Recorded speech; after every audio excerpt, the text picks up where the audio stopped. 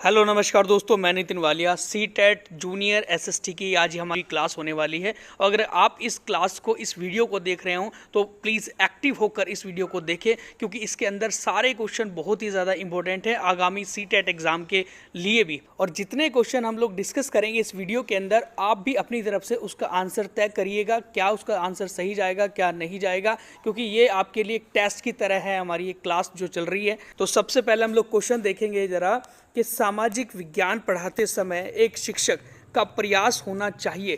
क्या प्रयास होना चाहिए? एक सोशल साइंस का टीचर जो है एसएसटी को पढ़ा रहा है जिस समय, तो क्या उसे विस्तृत रूप से याद कराने पर बल देना चाहिए?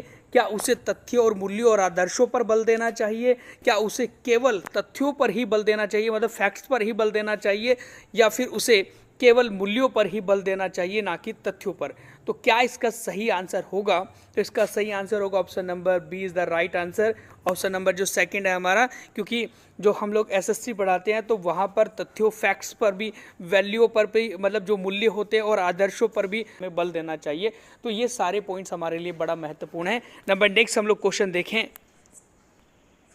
आप मानते हैं कि छात्र एक सामाजिक विज्ञान वर्ग में पूर्वाग्रहों का प्रदर्शन करते हैं, आपकी सबसे उपयुक्त प्रतिक्रिया क्या होगी? देखो, पूर्वाग्रह क्या होते हैं कि बिना किसी चीज़ को जाने बगैर उसका आंसर दे देना या उसके बारे में कुछ चीज़ें बोल जाना, तो वो पूर्वाग्रह होते हैं। ऐसे एसएसटी में करते हैं लोग, क्योंकि उन्हें ज़्यादा नॉलेज नहीं है, अपनी तरीके से आइडिया दे देते हैं कोई ज्योग्राफी के, हिस्ट्री के, पॉलिटी के अंदर, तो वो क्या है कि एक पूर्वाग्रह होता है, और ऐसे एसएसटी में करते हैं लोग, बच्चे। तो यहाँ पर आप क्या करोगे? आपकी सबसे उपयुक्त प्रतिक्रिया क्या होगी उस टाइम पर? तो ऑप्शन नंबर ए है सामाजिक वास्तविकता के आयामों पर एक चर्चा का आयोजन करना, या फिर इन टिप्पणियों पर ध्यान ना देना, जो बच्चा बोल रहा है तो बोलने तो भैया है। ऑप्शन नंबर सी है हमारा कि छात्रों को फटकारना कि भाई तू ऐसे क्यों बोल रहा बीच में जब तेरे को नहीं पता है। तो उसके बाद क्या है कि ऑप्शन नंबर डी है अध्याय को पास लाओ। अध्याय जो है हमारा कि जो उनको चीज़ें पढ़ा रहे हैं उससे उसको चीज़ों को पहले पास ले आओ, तब जाकर उनसे डिस्कस करो आगे। तो इसका सही आंसर क्या होगा? ऑप्शन नंबर ए इसका बिल्कुल सही आंसर जाएगा। सामाजिक वास्तविकता, जो रियलिटी है, उसके आयामों पर एक चर्चा का आयोजन करना, तब जाकर बच्चा क्या हो जाएगा? स्पष्ट ज्ञान ग्रहण कर लेगा अपना। ठीक है, तो इसका सही आंसर हो जाएगा option number A. Next question है, सामाजिक विज्ञान में नियमित शिक्षण के लिए चिंतनशील शिक्षण को प्राथमिकता दी जाती है, क्यों? क्यों ऐसा किया जाता है कि चिंतनशील शिक्षण को प्राथमिकता दी जाती है? तो ऑप्शन नंबर ए है हमारा कि बदलती परिस्थितियों के लिए एक अनुत्तरदायी है ये। इसका अर्थ है कि लचीलापन, विश्लेषण और सामाजिक जागरूकता लाना। ऑप्शन नंबर सी है कि यह एक नया विचार है, इसलिए लोकप्रिय भी है। ऑप्शन नंबर डी है हमारा कि यह एक परंपरा और आदत द्वारा प्रदर्शित है। तो इसका सही आंसर क्या होगा भाई? इसका सही आंसर जाएगा हमारा option number B is the right answer, क्योंकि सामाजिक विज्ञान में नियमित शिक्षण, एक रेगुलर शिक्षण, एक टीचिंग के लिए चिंतनशील जो है शिक्षण को प्राथमिकता दी जाती है। इसका अर्थ इसलिए क्योंकि लचीलापन लाया जा सके अपने शिक्षण में, इसके अलावा विश्लेषण किया जा सके, एनालिसिस किया जा सके, फिर सामाजिक जागरूकता उगाई जा सके बच्चों के अंदर। तो ये सारी चीज़ें इसका अर्थ निकल कर आती हैं। नंबर नेक्स्ट क्वेश्चन है हमारा, सामाजिक विज्ञान के शिक्षण में बच्चों के संवेग बहुत आसानी से उजागर होते हैं, शब्दों से नहीं बल्कि दृश्यों और आवाज़ों से। इसके लिए शिक्षण का कौन सा तरीका सबसे अधिक प्रभावी होगा? देखो, बच्चा बहुत ही अच्छे तरीके से एक एक्टिव हो जाता है, एक हम कह सकते हैं ना कि अपना ध्यान लगाता है उन चीज़ों पर जब उन्हें हम लोग दृश्य दिखाते हैं, कोई आवाज़ सुनाते हैं। तो इस प्रकार से अगर हम लोग शिक्षण कराएंगे, टीचिंग कराएंगे, तो क्या इसका सही प्रभावी तरीका होगा? तो भाई क्या परियोजना पद्धति के माध्यम से उसको ऐसे करा सकते हैं हम लोग? क्या व्याख्यान पद्धति से करा सकते हैं? क्या क्षेत्र भ्रमण और सर्वेक्षण से करा सकते हैं या कक्षाएं चर्चा करना। देखो ये जो परियोजना है, परियोजना पर पद्धति जो है हमारी, ये एक थ्योरेटिकल पार्ट है। व्याख्या करना, एक प्रकार से एक्सप्लेनेशन करना, ये थ्योरी हो गया हमारा। कक्षा के अंदर हमारी जो चर्चाएं होगी वो भी एक थ्योरेटिकल पार्ट हो गया। लेकिन हम लोग जब क्षेत्र भ्रमण पर ले जाएंगे तो बच्चों को चित्र दिखाई देंगे, इमेजेस दिखाई देंगी और कुछ चीज़ें सुनाई भी देती हैं। तो इसीलिए क्या हो जाएगा, सबसे अधिक प्रभावी तरीका हमारा क्षेत्र भ्रमण और सर्वेक्षण करना, ये इसका सही आंसर चला जाएगा। नंबर नेक्स्ट क्वेश्चन है, सामाजिक विज्ञान की पाठ्य पुस्तकों में मानचित्रों और आरेखों का प्रयोग प्रासंगिक है क्योंकि। देखो ये जो सामाजिक विज्ञान से संबंधित ही प्रश्न आपको देखने को मिल रहे हैं, क्योंकि जो पेडागोजी के क्वेश्चन है हमारे एसएसटी के, उसमें ज़्यादा मोस्टली सामाजिक विज्ञान वाले शब्द से संबंधित ही आते हैं। तो यहाँ पर हम लोग देखेंगे ज़रा कि यहाँ कहा जा रहा है कि सामाजिक विज्ञान की पाठ्य पुस्तकों में मानचित्रों और आरेखों का, मतलब जो हमारा एक मानचित्र होते हैं, मैप्स होते हैं, आरेख होते हैं, उनका प्रयोग प्रासंगिक है। क्यों, मतलब एक ज़रूरी है, क्योंकि अवधारणाओं में नए आयामों को जोड़ती है ये चीज़ें। उसके बाद है कि विशेषज्ञों द्वारा बनाए गए हैं कोई मानचित्र वगैरह। नंबर सी ऑप्शन है, पाठ्य पुस्तकों को आकर्षित बनाते हैं, क्या ये सही जाएगा।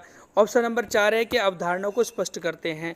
तो इसका सही आंसर हमारा क्या होगा, तो वो होगा option number 4 is the right answer, क्योंकि जो हमारे कंसेप्ट हैं, हमारी अवधारणाएं हैं, उन अवधारणाओं को स्पष्ट करते हैं चित्र, जो आरेख होते हैं। ठीक है, जैसे मैं कोई चीज़ आपको पढ़ा रहा हूँ कि भाई भारत की सबसे ऊंची चोटी कौन सी है, ये थ्योरी होगी हमारी। फिर उसके बाद मैंने मैप में आपको दिखाया कि भाई ये वाली यहाँ पर जो है हमारा सिक्किम के अंदर कंचनजंगा है, जो भारत के जो मूल क्षेत्र में सबसे ऊंची चोटी है हमारी भारत की। तो ये करके जब चित्र आपको दिखाए जाते हैं तो एक बिल्कुल स्पष्ट हो जाता है आपके दिमाग में चीज़ें, है ना। नंबर नेक्स्ट क्वेश्चन है हमारा, सामाजिक विज्ञान शिक्षण का आधार पत्र किस पर बल देता है। जो हमारा सामाजिक विज्ञान एक सोशल साइंस हमारा होता है, तो शिक्षण का आधार पत्र जो है वो किस पर बल देता है। ऑप्शन नंबर फर्स्ट है कि विभिन्न मतों का सम्मान करना तथा विचारों और अभ्यासों का परीक्षण करना। ऑप्शन नंबर सेकंड है हमारा कि सामाजिक अनुक्रमों का स्वीकार करना। ऑप्शन नंबर सी है हमारा कि पाठ्य पुस्तकों का प्रयोग अधिक करना। ऑप्शन नंबर डी है याद करने को प्रोत्साहित करना। तो इसका सही आंसर क्या होगा कि जब हम लोग एसएसटी पढ़ाते हैं तो आधार पत्र किस पर बल देता है हमारा, तो मेन जो पत्र हमारा बल देता है ऑप्शन नंबर फर्स्ट इसका सही आंसर जाएगा। विभिन्न मतों का सम्मान करना, है ना, और उसके बाद विचारों को और अभ्यासों का परीक्षण करना, उसको टेस्ट करना, ये हमारा बिल्कुल सही आंसर जाएगा। नंबर नेक्स्ट क्वेश्चन है, उच्च प्राथमिक स्तर पर सामाजिक विज्ञान में शामिल है। मतलब जो हम लोग कहते हैं कि उच्च प्राथमिक स्तर मतलब 6ठी से लेकर 8वीं तक की कक्षा के लिए जो हमारा एसएसटी है उसमें क्या क्या चीज़ें शामिल है। तो एसएसटी के अंदर हमारा भूगोल भी आता है, इतिहास भी आता है, राजनीति विज्ञान भी आता है और अर्थशास्त्र भी आता है। ये 4 विषय आते हैं हमारे एसएसटी के अंदर। तो ये हमें ध्यान रखना है, आगे को हम लोग पढ़ने की जरूरत नहीं है क्योंकि 4 विषय हमारे एसएसटी के अंदर आते हैं। नंबर नेक्स्ट क्वेश्चन है, सामाजिक विज्ञान की पाठ्य पुस्तकों के प्रति एक दृष्टिकोण होना चाहिए। मतलब जो एसएसटी की पाठ्य पुस्तक है, हमारा सिलेबस है, उसके प्रति एक दृष्टिकोण होना चाहिए। कैसा, याद करने योग्य एक अभिलेख के रूप में, आगामी पूछताछ के अवसर के रूप में, या ज्ञान भंडार के रूप में, या अंतिम व्यक्तित्व के रूप में। तो इसका सही आंसर चला जाएगा हमारा आगामी पूछताछ के अवसर के रूप में इसका प्रयोग किया जाता है। नंबर नेक्स्ट पॉइंट है हमारा,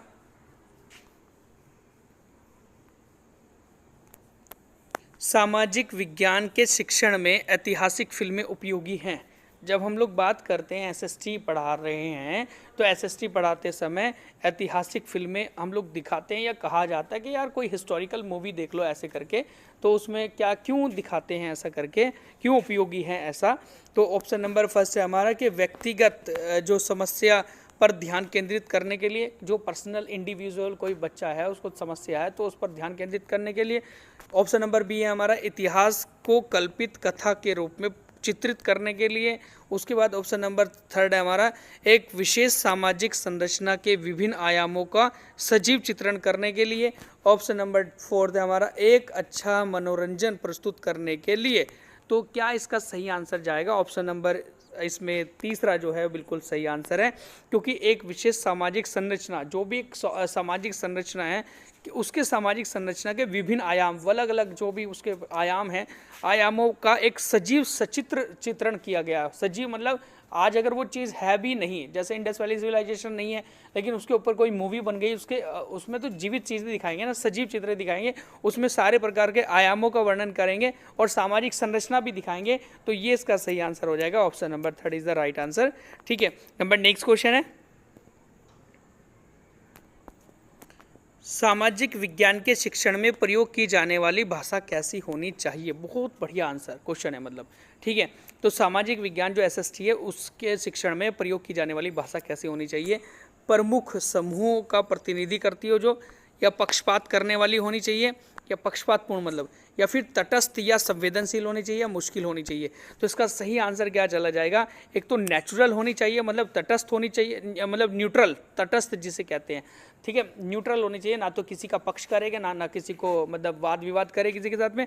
तो एक तो न्यूट्रल होना चाहिए और ऊपर से बात सेंसिटिव होनी चाहिए। तो ऑप्शन नंबर इसका 3 बिल्कुल सही जाएगा।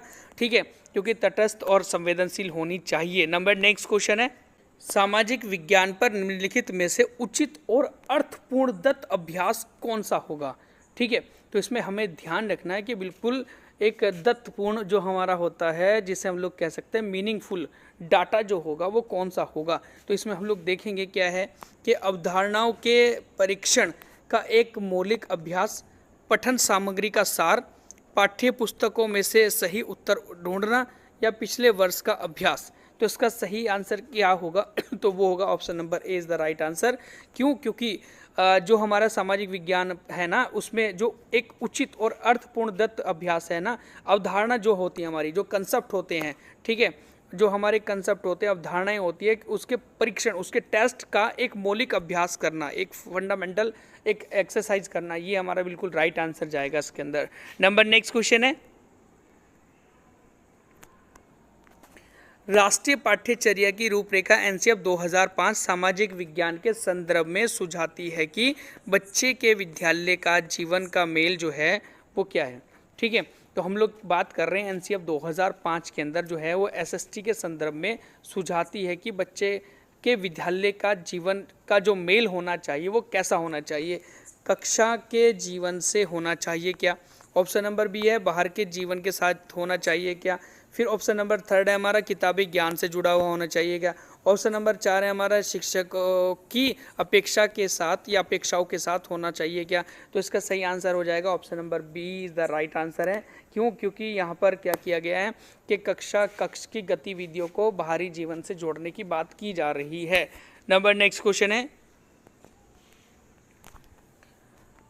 उचित विकल्प को चुनिएगा। एक बिल्कुल सिलेक्ट आंसर हमें देना, सही आंसर मतलब कि उच्च प्राथमिक स्तर के विद्यार्थियों को सामाजिक विज्ञान की परियोजना के तहत क्षेत्र भ्रमण करने का कहा जाता है, जिससे कि क्या होगा, मतलब जो हमारे 6ठी से 8वीं तक के बच्चे हैं उनको क्षेत्र भ्रमण के लिए कहा जाता है। तो इससे क्या होगा, ऑप्शन नंबर फर्स्ट है कि यह विद्यार्थियों के लिए भागीदारी बढ़ाता है और आनंदमय होता है। ऑप्शन नंबर सेकंड है कि अवधारणा और विचारों के साथ वास्तविकता की तुलना करने में योग्य बनाता है। ऑप्शन नंबर सी है हमारा कि विद्यार्थी व्यस्त होते हैं और शिक्षक अन्य कार्य करने के लिए मुक्त हो जाते हैं।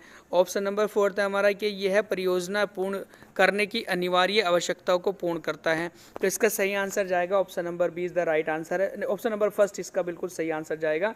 क्यों, क्योंकि ऑप्शन नंबर फर्स्ट में एक बात बोली गई है कि यह विद्यार्थियों के लिए भागीदारी बढ़ाता है, ज़्यादा से ज़्यादा बच्चे पार्टिसिपेट करते हैं और आनंदमय होता है हमारा ये। ठीक है जी, उच्च प्राथमिक स्तर के सामाजिक विज्ञान की कक्षा में लैंगिक भूमिका पर विद्यार्थियों की बातचीत को प्रोत्साहित करने के लिए सबसे उत्तम विधि निम्नलिखित में से कौन सी है। मतलब बात आ रही है हमारी कि उच्च प्राथमिक स्तर है हमारा, जो हमारा 6 से लेकर 8वीं क्लास तक के बच्चे हैं, उनमें एसएसटी की कक्षा के अंदर लैंगिक भूमिका पर विद्यार्थियों की बातचीत को प्रोत्साहित करने के लिए सबसे उत्तम विधि निम्नलिखित में से कौन सी होगी। देखो, कल हमने आपको सिलेबस बताया था, उसमें एक हमारा था एक अनपैकिंग जो जेंडर था उससे संबंधित ये क्वेश्चन है हमारा। ठीक है, क्योंकि मैंने आपको बता दिया कि सारे क्वेश्चन हमारे सिलेबस से ही निकलेंगे, चाहे कुछ भी हो जाए, है ना। अगर हमने सिलेबस अच्छे से पढ़ लिया, सिलेबस के आधार पर हम लोग सारी चीज़ें पढ़ रहे हैं, एनसीईआरटी को पढ़ रहे हैं, तो हम लोग बहुत ही अच्छा स्कोर कर पाएंगे अपना पेपर के अंदर। ठीक है, तो हम लोग बात करें इसके एग्जाम मतलब इसके सही आंसर की कौन सा होगा, तो अनुभव पर निर्देशित चर्चा करना, विशेषज्ञों द्वारा व्याख्यान करना, प्रदर्शनी में जाना, या फिर विद्यार्थियों के द्वारा इंटरनेट से ढूंढना। देखो यहाँ पर ऑप्शन नंबर इसका फर्स्ट बिल्कुल सही आंसर जाएगा, क्योंकि इसमें एक्सपीरियंस की बात की गई है। नंबर नेक्स्ट क्वेश्चन है, सामाजिक विज्ञान के विषयों के अध्ययन का महत्व इसलिए है क्योंकि, देखो एसएसटी के जो अध्ययन हम लोग करते हैं, स्टडी करते हैं, उसका क्या इंपॉर्टेंस है, क्यों इसका महत्व है, ऐसा क्या है उसके अंदर। तो ऑप्शन नंबर फर्स्ट हमारा दिया गया है कि भूत की घटनाओं का मूल्यांकन कर सके, पुरानी घटनाओं का मूल्यांकन कर सके। ऑप्शन नंबर सेकंड है हमारा प्राकृतिक संसाधनों को संरक्षित कर सके। ऑप्शन नंबर थर्ड है हमारा लोकतंत्र के बारे में विस्तार में सीख सकते हैं। और ऑप्शन नंबर 4 है हमारा समाज और उसके पर्यावरण को समझ सके। देखो जब भी कभी समाज और पर्यावरण की बात आएगी कि बच्चे को ये चीज़ें समझने को मिल रही है और या उससे नॉलेज मिलने को हो रही है, तो ये बिल्कुल सही आंसर जाएगा इसमें। Option number 4 is the right answer. Number next question है हमारा, चोल मंदिर के विषय में निम्नलिखित कथनों पर विचार करिएगा, कौन सा इसमें सही है। देखो सिलेबस के अंदर हमने आपको बता दिया गया था, इसमें हमारे जो भी साम्राज्य है प्राचीन काल के, तो उससे संबंधित प्रश्न आएगा ही आएगा, चाहे आप लोग कोई सा भी पेपर उठा लो, आप लोगों को मिलेगा 60 क्वेश्चन में से एक क्वेश्चन आपको ऐसे साम्राज्यों से संबंधित मिलेगा। तो हम लोग बात करें आपसे कि चोल मंदिर के विषय में निम्नलिखित कथनों में से कौन सा सही है, ये बात बोली गई है, तो कौन सा सही होगा हम लोग देखेंगे। ऑप्शन नंबर फर्स्ट है हमारा कि चोल मंदिर प्राय अपने आसपास विकसित होने वाले केवल ग्रामीण बस्तियों के केंद्र बन गए थे। उसके बाद है नंबर सेकंड हमारा कि जन साधारण मतलब जो हमारे लोग होते हैं, व्यक्ति होते हैं, के द्वारा दी गई भूमि से जो चोल मंदिर थे वो संपन्न हो गए थे। ये चोल मंदिर है यहाँ पर, है ना, चोल मंदिर संपन्न हो गए थे। फिर ऑप्शन नंबर थर्ड है हमारा कि चोल मंदिर सामाजिक, आर्थिक और सांस्कृतिक जीवन के केंद्र थे। ऑप्शन नंबर फोर्थ है हमारा कि लौह प्रतिमाओं का निर्माण चोल मंदिर की मुख्य विशेषता थी। तो इसका आंसर क्या जाएगा, बिल्कुल राइट। तो राइट आंसर है इसका ऑप्शन नंबर हमारा थर्ड, क्योंकि चोल मंदिर जो थे उसमें सामाजिक, आर्थिक और सांस्कृतिक जीवन का केंद्र है पूरा का पूरा, वो इस प्रकार से मंदिरों का निर्माण किया गया था उनका। तो ये ऑप्शन नंबर इसका बिल्कुल थर्ड जाएगा, बिल्कुल सही आंसर। ठीक है, तो नेक्स्ट क्वेश्चन है हमारा, 19वीं सदी में निम्नलिखित में से किसने कुरान शरीफ की आयतों का हवाला देकर महिलाओं की शिक्षा के लिए एक तर्क दिया था। तो वहाँ पर क्या था कि इस्लामिक प्रक्रिया से हटके कि महिलाओं को ज़्यादा से ज़्यादा पढ़ाया जाए और ज़्यादा से ज़्यादा उनको शिक्षित किया जाए, तो ये काम किसने किया था। तो इसका सही आंसर क्या जाएगा। ऑप्शन नंबर फर्स्ट है इसमें सैयद अहमद खां के द्वारा, रुकैया सखावत हुसैन के द्वारा, या फिर हमारा क्या है कि जियाउद्दीन बरानी के द्वारा, या फिर हमारा ऑप्शन नंबर फोर्थ है मुमताज़ अली के द्वारा। तो इसका सही आंसर हो जाएगा option number fourth is the right answer. Mumtaz Ali एक ऐसे व्यक्ति थे जिन्होंने एक कुरान की आयतों को हवाला देकर क्या किया गया था, महिलाओं की शिक्षा के लिए बहुत ज़्यादा तर्क दिया था या फिर उनको बढ़ावा दिया था। नंबर नेक्स्ट क्वेश्चन है, दिल्ली सल्तनत के सुल्तानों के लिए लिखी गई तवारीख के विषय में निम्नलिखित कथनों पर कौन सा सही है हमारा। तो हम लोग बात करें कि जो एक वहाँ के सुल्तान हुआ करते थे दिल्ली सल्तनत के, उनके लिए एक तवारीख लिखी जाती थी, एक प्रकार से कुछ कानून विधि तरीके का हुआ करता था। तो इसे क्यों लिखा गया था, इसका सही आंसर क्या है, मतलब है ना। तो ये दिल्ली सल्तनत की प्रशासनिक भाषा उर्दू में लिखी गई थी। क्या ये सही आंसर है कि इसका ऑप्शन नंबर सेकंड है हमारा कि तवारीख उन लोगों के द्वारा लिखी गई जो शायद ही नगरों में रहे होंगे, है ना। ऑप्शन नंबर थर्ड है हमारा कि तवारीख के लेखक शासकों को अच्छे शासन की आवश्यकता और न्याय संगत शासन पर बल देते थे। ऑप्शन नंबर फोर्थ है हमारा कि लेखकों के द्वारा तवारीख सुल्तानों से ढेर सारे इनाम पाने के लिए नहीं लिखी जाती थी। तो इसका सही आंसर क्या होगा हमारा। ऑप्शन नंबर इसका बिल्कुल थर्ड सही आंसर जाएगा, क्योंकि एक प्रकार की विधि कानून की तरह हुआ करता था। तो तवारीख के लेखक जो थे वो शासकों को एक अच्छे शासन की आवश्यकता और न्याय संगत शासन पर बल देने के लिए करते थे, इस तरीके से, है ना। तो नंबर नेक्स्ट क्वेश्चन है, बड़ा महत्वपूर्ण क्वेश्चन है हमारा, ये ज्योग्राफी से संबंधित है कि यूराल पर्वत वो किसको अलग करता है, किसको सेपरेट करता है। देखो यूराल माउंटेन वैसे तो आता है हमारा यूरोप के अंदर, ठीक है, लेकिन यूरोप के उस हिस्से में आता है ये जो देश हमारा यूरोप के अंदर भी है और जो एशिया के अंदर भी है, मतलब रूस के हिस्से में आता है यूराल पर्वत। तो यूराल पर्वत इसका मतलब फिर तो ये दो महाद्वीपों को अलग कर रहा होगा, और वो महाद्वीप हमारे होंगे, एक तो यूरोप होगा और एक एशिया होगा, क्योंकि एशिया में भी आता है हमारा रसिया और यूरोप में भी आता है। तो इसका सही आंसर चला जाएगा एशिया और यूरोप को। Option number second is the right answer. ठीक है, नंबर नेक्स्ट क्वेश्चन है,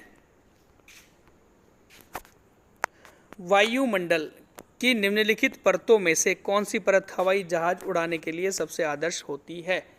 तो ये कौन सी हमारी लेयर होती है जहां पर हवाई जहाज एरोप्लेन को उड़ाया जाता है? तो ऑप्शन नंबर फर्स्ट है हमारा सौरमंडल ट्रोपोस्फेयर, मध्य मंडल मेसोस्फेयर, समताप मंडल स्ट्रेटोस्फेयर, या फिर ताप मंडल थर्मोस्फेयर। तो इसका सही आंसर क्या जाएगा? Option number third is the right answer. जो हमारा समताप मंडल होता है, स्ट्रेटोस्फेयर होता है, उसमें हवाई जहाज एरोप्लेन को उड़ाया जाता है। क्योंकि पहले नंबर पे क्षोभ मंडल आता है ट्रोपोस्फेयर, सेकंड नंबर पे समताप मंडल आता है स्ट्रेटोस्फेयर, थर्ड नंबर पे मध्य मंडल आता है मेसोस्फेयर, फोर्थ नंबर पे आयनोस्फेयर आता है आयन मंडल, और नंबर 5 पर आता है हमारा बाह्य मंडल, बहिर्मंडल जिसे कहते हैं, या फिर एक्सोस्फेयर कहते हैं। नंबर नेक्स्ट क्वेश्चन हम लोग देखेंगे, उच्च प्राथमिक स्तर पर भूगोल के शिक्षण के लिए, मतलब भूगोल के शिक्षण मतलब टीचिंग के लिए निम्नलिखित में से कौन सी विधि सबसे अधिक उपयोगी है? देखो, उच्च प्राथमिक मतलब वही 6 से 8 क्लास की मैं बात कर रहा हूँ। तो सबसे उत्तम विधि कौन सी है भूगोल पढ़ाने के लिए? क्या परिचर्चा डिस्कशन करना, क्या कहानी सुनाना स्टोरी टेलिंग, या फिर क्षेत्र भ्रमण पर फील्ड ट्रिप पर ले जाना, या फिर वाद विवाद डिबेट कराना? तो इसका सही आंसर क्या होगा? ऑप्शन नंबर हमारा third is the right answer. क्यों? क्योंकि क्षेत्र भ्रमण पर ले जाना, फील्ड ट्रिप पर ले जाना, भूगोल को अच्छी तरीके से जांचने का सबसे आसान तरीका यही है। नंबर नेक्स्ट है, ओके, विनय पिटक ग्रंथ निम्नलिखित में से किससे संबंधित है? तो जो विनय पिटक ग्रंथ है हमारा, वो किससे संबंधित है ये करके क्वेश्चन पूछा गया है। तो क्या वो संस्कृत व्याकरण है, क्या वो जरतुस्त के विचार हैं, जरदुस्त जिसे कहते थे, महावीर के उपदेश हैं, या फिर क्या वो बौद्ध के नियम हैं, या रूल ऑफ द बुद्धिस्ट संघ के हैं? तो इसका सही आंसर क्या होगा? ऑप्शन नंबर इसका फोर्थ बिल्कुल सही आंसर जाएगा। क्यों? क्योंकि बौद्ध जो इस संघ के नियम हैं हमारे, वो 3 नियम हैं। एक तो बुद्ध मतलब विनय पिटक, सुत्त पिटक और अभिधम पिटक। तो यहाँ पर विनय पिटक उसी में से एक है, ठीक है, जो बौद्ध संघ के नियम है। नंबर नेक्स्ट क्वेश्चन हम लोग देखें, राजा हर्षवर्धन के दरबारी कवि बाणभट्ट थे। उनकी जीवनी हर्षचरित निम्नलिखित भाषाओं में से किस में लिखी गई है? तो बाणभट्ट के द्वारा जो हर्षचरित लिखी गई थी हर्षवर्धन के लिए, या उसकी जीवनी के रूप में, तो वो किस भाषा में लिखी गई थी? क्या वो उर्दू में लिखी गई थी, क्या संस्कृत में लिखी गई थी, प्राकृत में लिखी गई थी, हिंदी में लिखी गई थी? तो इसका सही आंसर जाएगा option number second is the right answer, Sanskrit भाषा में लिखी गई थी। नंबर नेक्स्ट क्वेश्चन है, कन्नौज पर लंबे समय तक त्रिपक्षीय संघर्ष किन 3 राजा वंशों के बीच चला था? देखो, बहुत प्रसिद्ध युद्ध है हमारे इंडिया का, क्योंकि कन्नौज जो है वो उत्तर प्रदेश में पड़ता है, और ये 3 साम्राज्यों के बीच की एक क्षेत्र था, और उन तीनों राजाओं के बीच में या तीनों शासकों के बीच में उस कन्नौज को हड़पने के लिए ये युद्ध हुआ, और बहुत लंबे टाइम तक चला था। तो ये किन किन के बीच में हुआ था? देखो, जो पूर्व की साइड में राजा हुआ करते थे वो तो पाल थे, ठीक है, नीचे दक्षिण में दक्कन में हुआ करते थे राष्ट्रकूट थे, और उसके अलावा जो हमारे पश्चिम की तरफ थे वो थे गुज्जर प्रतिहार। तो गुज्जर प्रतिहार और पाल और चोल मतलब राष्ट्रकूट, इनके बीच में ये युद्ध हुआ था। तो ऑप्शन नंबर इसमें फोर्थ सही जाएगा। हमारा जो पाल है, पाल, राष्ट्रकूट और गुज्जर प्रतिहार, इनके बीच में ये युद्ध हुआ था, त्रिपक्षीय युद्ध भारत में। नंबर नेक्स्ट क्वेश्चन है, उच्च प्राथमिक स्तर के सामाजिक विज्ञान की कक्षा में लैंगिक भूमिका पर विद्यार्थियों की बातचीत को प्रोत्साहित करने के लिए सबसे उत्तम विधि निम्नलिखित में से कौन सी है? तो ऑप्शन नंबर फर्स्ट है हमारा अनुभव पर निर्देशित चर्चा करना, विशेषज्ञों के द्वारा व्याख्यान करना। उसके बाद हमारा क्या आता है कि इसमें प्रदर्शनी जो हमारी होती है, प्रदर्शनी में जाना, विद्यार्थियों के द्वारा इंटरनेट से में ढूंढना। तो इसका सही आंसर क्या होगा? लैंगिक भूमिका पर जब हम लोग विचार करते हैं तो यहाँ पर अनुभव पर निर्देशित चर्चा करना, जो हमारे एक्सपीरियंस है, एक्सपीरियंस से हम लोग सीखेंगे, है ना, लैंगिक जो हमारी एक भूमिका है या फिर जो भी भेदभाव हैं, पक्षपात होता है, वो नहीं होना चाहिए। वो सारी चीज़ें क्या होती है, अनुभवों पर निर्देशित चर्चा करके होती है। नंबर नेक्स्ट क्वेश्चन, पोर्टफोलियो सतत एवं व्यापक मूल्यांकन का एक महत्वपूर्ण माध्यम है क्योंकि यह, देखो पोर्टफोलियो में एक प्रकार का रिकॉर्ड होता है, ये आपको पता ही है। तो यहाँ पर है कि पोर्टफोलियो सतत और व्यापक मूल्यांकन का एक महत्वपूर्ण माध्यम है क्योंकि यह क्या है, क्रियान्वित करना सरल हो जाता है इसके द्वारा, या फिर न्यूनतम सूचना प्रदान करता है। ये विद्यार्थियों में कौशलों के विकास को इंगित करता है, या फिर ये अनिवार्य है पोर्टफोलियो। तो इसका सही आंसर जाएगा option number first is the right answer. क्यों? क्योंकि जो हमारा पोर्टफोलियो होता है वो क्रियान्वित करना एक सरल हो जाता है। जब हम लोग पोर्टफोलियो बनाते हैं, एक रिकॉर्ड बनाते हैं, रिकॉर्ड में सारी चीज़ों को लिखा जाता है, क्या पढ़ाया, क्या नहीं पढ़ाया, क्या हमने पढ़ा, क्या लिखा है, क्या समझाना, तो क्या क्लास के स्टूडेंट थे, वो सारी की सारी जब हम लोग पोर्टफोलियो बनाते हैं तो ये क्रियान्वित करना हमारे लिए बिल्कुल आसान हो जाता है। नंबर नेक्स्ट क्वेश्चन है,